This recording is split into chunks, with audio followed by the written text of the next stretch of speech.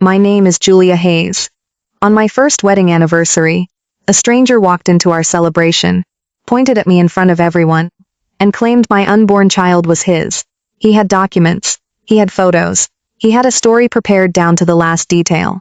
What he didn't know was that my husband had already figured out who sent him. My name is Julia Hayes. I was 28 years old, the night my marriage was tested in front of everyone I knew. And the people who tried to destroy it weren't strangers at all. The house looked beautiful that night. Soft lights, flowers on every table, the smell of food that his family had spent the afternoon preparing. Relatives arriving in their best clothes, arms full of gifts. My husband had planned every detail.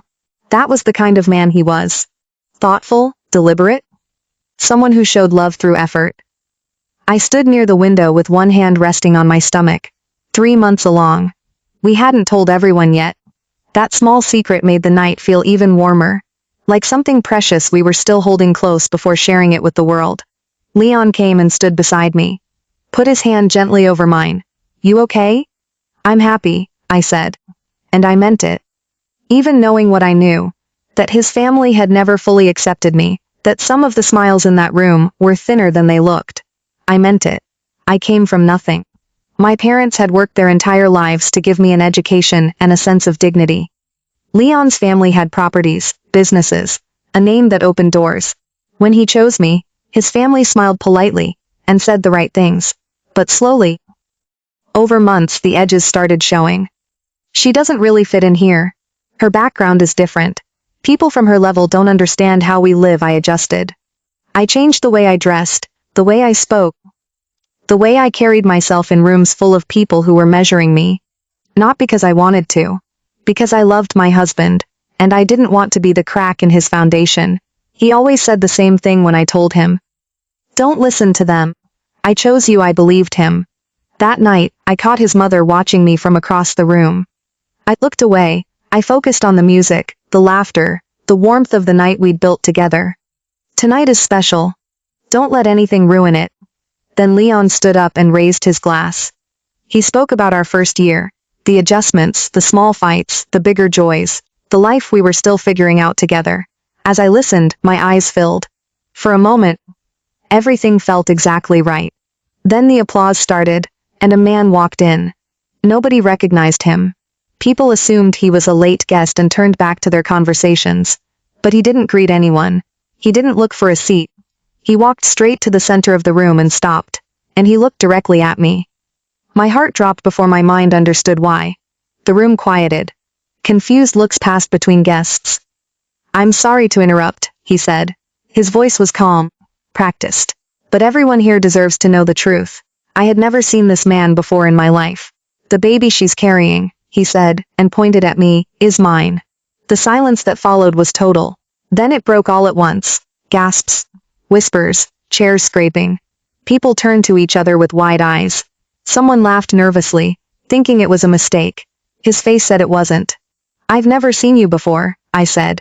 My voice came out smaller than I wanted. I don't know who you are. He didn't even look rattled. He reached into a bag and pulled out a folder. Medical reports, he said, handing them to Leon's uncle. They matched the timeline exactly. People crowded around. I watched their faces change as they read. Confusion shifting into something harder. Then he took out his phone and passed it around. Photos. Photos of him and a woman who looked like me, was dressed like me, stood the way I stand.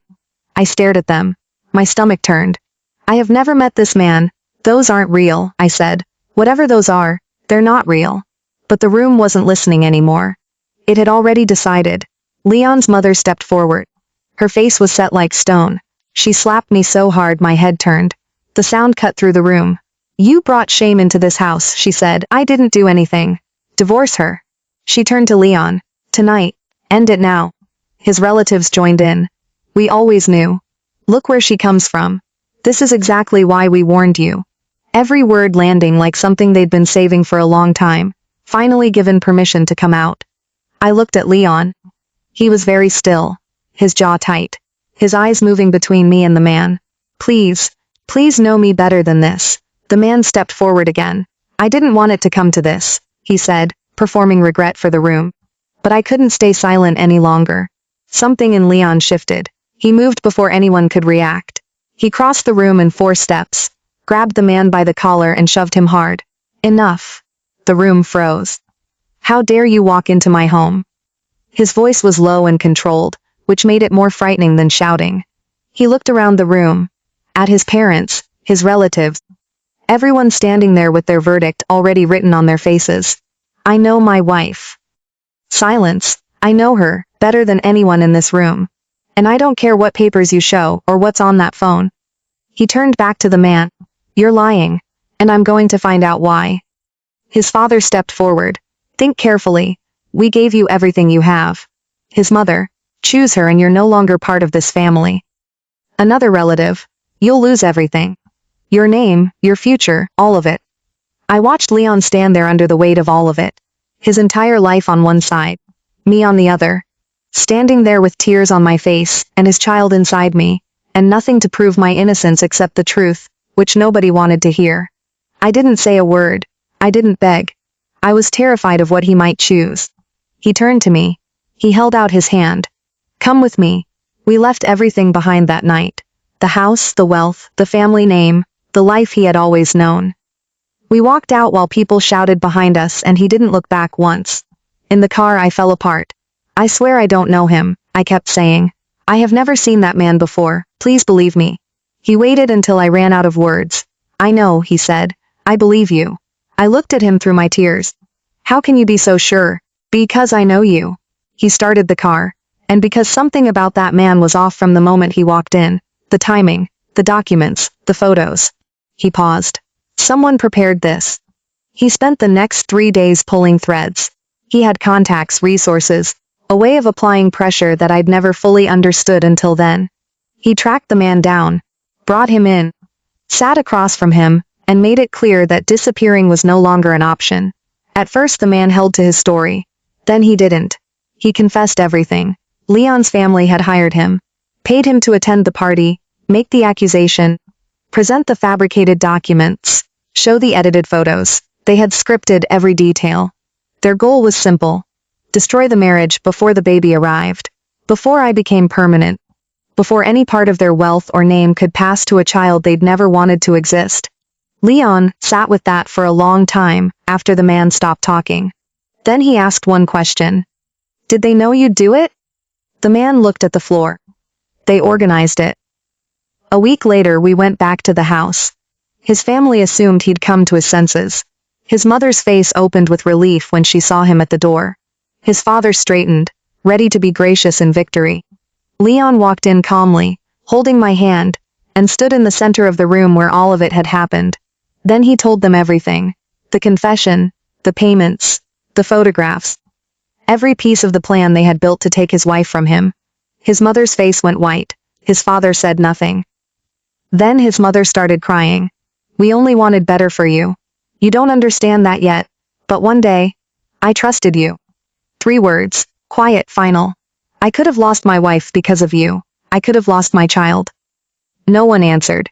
He looked at them for a long time, not with anger, something worse, a deep settled disappointment that had no heat left in it. Then he said, I have no family here anymore.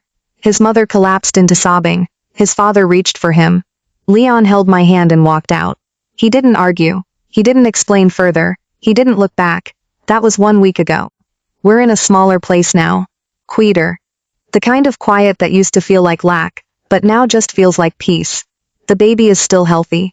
Leon talks to my stomach every night before we sleep. Which is something I will never tell anyone, because it would ruin his reputation entirely. People ask me if I'm angry. If I hate them, for what they tried to do. The honest answer is that I don't have room for it. I have a husband who chose me when it cost him everything. I have a child coming into a home, where they are wanted completely. That's not nothing. That's everything. My name is Julia Hayes. And this is the part where the story gets good.